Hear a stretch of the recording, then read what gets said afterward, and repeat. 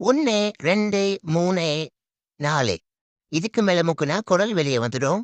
இருட்டான குகையில வலிமையான கரடிக்கு 4வது குட்டியா பிறக்குறீங்க. நீங்க தான் இந்த கதையோட நாயகன். முதல் சில நிமிடங்கள் நகர்றது, தவழுறது, உருள்றதுன்னு ஜாலியா போகுது. 4வதா பொறந்தாலும் மத்த குட்டிகளுக்கு முன்னாடி பால் குடிக்க தொடங்குறீங்க. உங்க தாய் பல மாதங்களா பட்டினியா இருக்கு. ஆனாலும் கிடைக்கிற கொஞ்சம் உணவ உங்களுக்கு கொண்டு வந்து குடுக்குது. முதல் சில வாரங்கள் சாப்பிடுறது, தூங்குறது, விளையாடுறதுன்னு ரொம்பவே பிஸியா போகுது. சில வாரங்கள் அப்புறம் உங்க தாய் உங்கள வெளிய கூட்டிட்டு போகுது. கண்ண கூசுற வெளிச்சம், வித்தியாசமான சத்தங்கள், மரங்கள், மலைகள், பறவைகள், வானவில்னு பல விஷயங்கள ஆச்சரியத்தோட பாக்குறீங்க. என்னதான் கரடியா இருந்தாலும் இப்போதைக்கு நீங்க குட்டிதான். அதோட ரொம்பவே பலவீனமா இருக்கீங்க. உங்க வாழ்க்கை பயணத்துல முதல் சாப்டர் சாகக்கூடாது. மலை சிங்கம், புலி, ஓநாய், குள்ள நரின்னு பல பிரெடேட்டர்ஸ் காட்டுல இருக்கு. ஆனா உங்க அம்மா உங்க கூட இருக்க வரைக்கும் உங்களுக்கு பிரச்சனை இல்ல. உங்க தாய பத்தி சொல்லணும்னா 13 வயசு நிரம்பிய வீரமான பலசாலியான ஒரு பெண் கரடி. இதுவரைக்கும் எந்த சண்டையிலயும் தோத்ததில்ல. இதுக்கு முன்னாடி 7 தடவை குட்டி போட்டிருக்கு. ஆனா எந்த குட்டியும் இப்ப உயிரோட இல்ல. அடுத்த சில மாதங்களுக்கு நீங்க பண்ணக்கூடாத சில விஷயங்கள் இருக்கு. முக்கியமா ஆழமான தண்ணியில குதிக்க கூடாது, உயரமான மரங்கள்ல ஏறக்கூடாது, மலை உச்சியிலிருந்து எட்டி பார்க்க கூடாது, கெட்டு போனதை சாப்பிடக்கூடாது. அதோட கூர்மையான பற்கள், உயரமான கால்கள், நீளமான மூக்கு, பெரிய மூளை இருக்கிற விலங்குகள் பக்கத்துல போகவே கூடாது.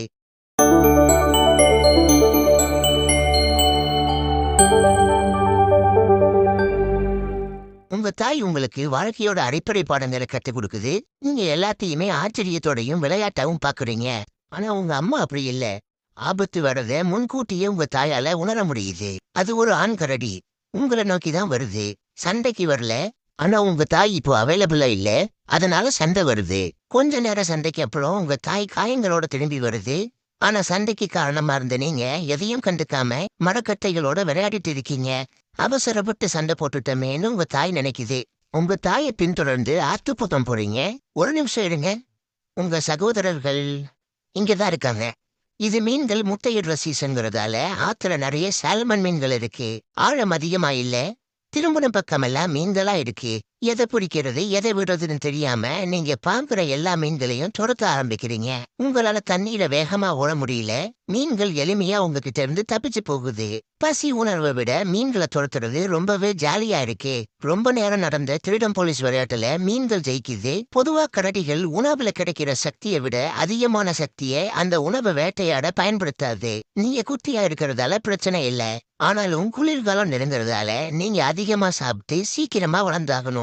உங்க தாய் உங்களுக்கு மீன்களை பிடிச்சு தருது. உங்க சகோதரர்கள் இங்கதான் இருக்காங்க. ஆத்துல நிறைய மீன்கள் இருக்கிறதால அடுத்த சில மாதங்கள் உணவு பிரச்சனை இல்லாம போகுது. அப்போப்போ நீங்க காட்டுல உணவு தேட ஆரம்பிக்கிறீங்க. நீங்க ஒரு வேட்டை பிராணி தான். ஆனா கரடிகள் பல சமயத்துல புற்கள், மரங்களோட வேர்கள், மரக்கட்டைகள்ல இருக்கிற பூச்சிகள்னு பல ஐட்டங்களை ட்ரை பண்ணுது. உங்களுக்கு பூச்சி புழுவுல பெருசா இன்ட்ரெஸ்ட் இல்ல. போக போக வந்துடும், கவலைப்படாதீங்க. உங்க தாயோட நடவடிக்கைகள் எல்லாத்தையும் வாட்ச் பண்றீங்க.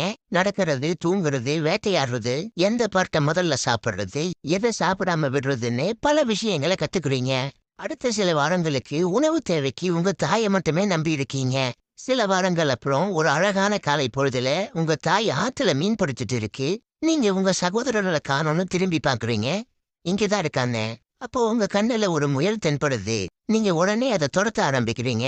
முழு வேகத்துல ஓடி அதை தாவி பிடிக்கிறீங்க. அதோட டேஸ்ட் எப்படி இருக்கும்னு தெரிஞ்சுக்க கொஞ்சமா கடிச்சு பாக்குறீங்க. ஆனா அது செத்து போகும்னு நீங்க சத்தியமா எதிர்பார்க்கல. அதோட அது உங்க கூட ஏன் சண்டை போடலன்னு உங்களுக்கு ஒரே குழப்பமா இருக்கு. அடுத்து என்ன பண்றதுன்னு தெரியாம குழம்பி போயிருக்கீங்க.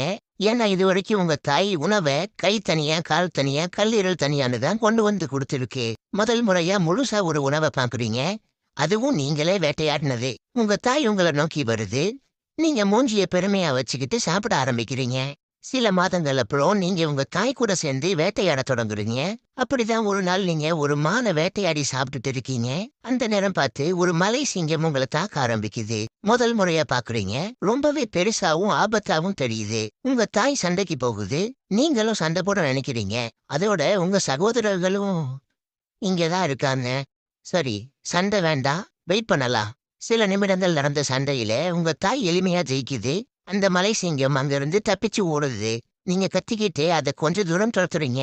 அடுத்த சில மாதங்களுக்கு வேட்டையில உங்க தாய்க்கு ஹெல்ப் பண்றீங்க. அப்பப்போ முயல்களை வேட்டையாடுறீங்க. அதோட மீன் பிடிக்கிறதுலயும் தேர்ச்சி அடைகிறீங்க. இப்போ உங்க உடல் நல்லாவே வளர்ச்சி அடைஞ்சிருக்கு. நீங்க பல நேரங்கள்ல உங்க தாய் எதிர்பார்க்காம வேட்டையாட தொடங்குறீங்க. ஆனா ஒரு தடவை கூட ஜெயிக்க முடியல. ஒரு நாள் விடியற்காலை தூங்கி எழுந்து பாக்குறீங்க. உங்க தாய் உங்க குகையில இல்ல. ஆனா உங்க சகோதரர் இருக்காங்க. நீங்க வெளியே வந்து நாலா பக்கமும் தேடி பாக்குறீங்க.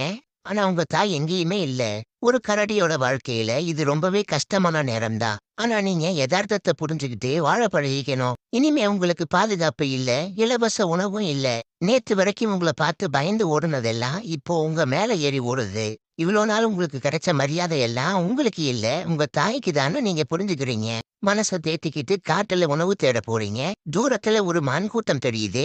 நீங்க வேகமா அதுங்கள நோக்கி ஓட ஆரம்பிக்கிறீங்க. ஆனா அதுங்க உங்கள பார்த்து கொஞ்சம் கூட பயப்படல. கிட்ட போய் பார்த்தா அதுங்க ரொம்பவே பெருசா இருக்கு. அதுங்க சைஸோட கம்பேர் பண்ணா நீங்க வெறும் 5 லிட்டர் பால் கேன் மாதிரிதான். ரொம்பவே கஷ்டப்பட்டு ஒரு காட்டு பன்னிய வேட்டையாடுறீங்க. ஆனா உங்க இரைய திருடிட்டு போக ஓநாய் கூட்டம் அங்க வருது. ரொம்பவே பசியில இருக்க நீங்க உணவை விட்டு தர மனசு இல்லாம அதுங்க கூட சண்டை போட முடிவு பண்றீங்க. அதுங்க உங்களை சுத்தி வளைக்குது. நீங்க கடுமையா சண்டை போடுறீங்க. ஒரு ஓநாய கவ்வி பொறிக்கிறீங்க. ஆனா அதுங்க உங்களை எல்லா பக்கத்துல இருந்தும் தாக்க ஆரம்பிக்குது. வலி தாங்க முடியாத நீங்க அங்க இருந்து பின் வாங்குறீங்க. உடல் முழுவதும் காயங்கள் இருக்கு. அதோட பசி உங்களை இன்னும் பலவீனமாக்குது. மெதுவா குகைக்கு திரும்புறீங்க. 2 நாட்கள் அப்புறம் உங்க வலி கொஞ்சம் கொஞ்சமா குறைய ஆரம்பிக்குது. பருவநிலை மாற்றத்தால ஆத்துல மீன்களும் இல்ல. பெரிய விலங்குகளை வேட்டையாடுற அளவுக்கு நீங்க இன்னும் வளரவும் இல்ல. ஆத்துல இருக்கிற நண்டுகள், காடுகள்ல கிடைக்கிற பெரி பழங்கள், அப்புறம் மரக்கட்டைகள் இருக்கிற பூச்சி புழுக்களை சாப்பிடுறீங்க. பெருசா பசி உணர்வு போன மாதிரி தெரியல. முதல் பனி விழ ஆரம்பிக்குது. குளிர்காலம் நெருங்குறதால நீங்க சீக்கிரமா சாப்பிட்டு உடம்ப தேத்தியாகணும். ஒரு தடவை ஒரு பெண் கரடி தனக்கு மனிதர்கள் உணவு கொடுத்தத பத்தி உங்க தாய்கிட்ட பேசிட்டு இருந்தது உங்களுக்கு ஞாபகம் வருது. புத்திசாலித்தனமா இருந்தாதான் பிழைக்க முடியும்னு புரிஞ்சுக்கிட்ட நீங்க உடனே காட்டுல இருந்து கிளம்பி ஊருக்குள்ள போறீங்க. வெளி உலகம் ரொம்பவே வித்தியாசமாவும் கேவலமாவும் இருக்கு. ஆனா உணவு கிடைக்குமே. நீங்க சாலையில அங்கேயும் இங்கேயுமா ஓடுறீங்க. கார்ல போறவங்களை நிப்பாட்டி உணவு கேக்குறீங்க. குப்பை தொட்டிகள்ல இறங்கி உணவு தேடுறீங்க.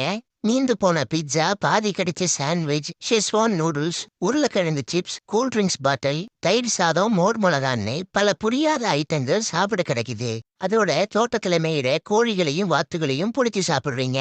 பல வாரங்கள் தூங்குறது, பசி எடுக்கும்போது ஊருக்குள்ள வந்து வழிபறி பண்றதுன்னு பிஸியா இருக்கீங்க. அப்பப்போ மான்களையும் வேட்டையாட தொடங்குறீங்க. சில வாரங்கள்லயே உங்க உடல் முழு வளர்ச்சி அடைந்து ஒரு முழுமையான வேட்டை மிருகமா ஆகுறீங்க. பனிப்பொழிவு அதிகமாக தொடங்குது. பனிக்காலம் தொடங்கி 3 மாதங்களுக்கு நீங்க எந்த உணவும் இல்லாம தூக்கத்துல இருப்பீங்க. அப்போ உங்க உடல் எடை 25% வரை குறைய வாய்ப்பு இருக்கு. இப்போதைக்கு உங்க உடல்ல 38% கொழுப்பு நிறைஞ்சிருக்கு. அதனால பனிக்காலத்தை உங்களால ஈஸியா சமாளிக்க முடியும். துணைக்கு ஒரு பெண் கரடி இருந்தா நல்லா தான் இருக்கும். ஆனா இப்போ உங்களுக்கு 1 வயசுதான் ஆகுது. அதனால பிரயோஜனம் இல்ல. பனி அதிகமா கொட்ட ஆரம்பிக்குது. தண்ணீர் உறையுது. மரங்கள்ல இருக்க இலைகள் உதிருது.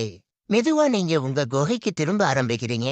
இந்த கதை வேணா இதோட முடியலாம். ஆனா உங்க வாழ்க்கை பயணம் இப்பதான் ஆரம்பிக்குது. இன்னும் பல போராட்டங்கள், வெற்றிகள், தோல்விகள், வலிகள்னு நீங்க அனுபவிக்க வேண்டியது நிறைய இருக்கு. ஆனா இப்போதைக்கு நீங்க எதையும் யோசிக்க தேவையில்லை. பனிக்காத்து வீசுது. ஒட்டுமொத்த காடும் அமைதியா இருக்கு. நீங்களும் நிம்மதியா தூங்க போறீங்க. ஒண்ணு மட்டும் மறக்காதீங்க. நீங்க கண் விழிச்சதுக்கு அப்புறம் காட்டுல அமைதியே இருக்கக்கூடாது. ஆமா, உங்க சகோதரர்கள்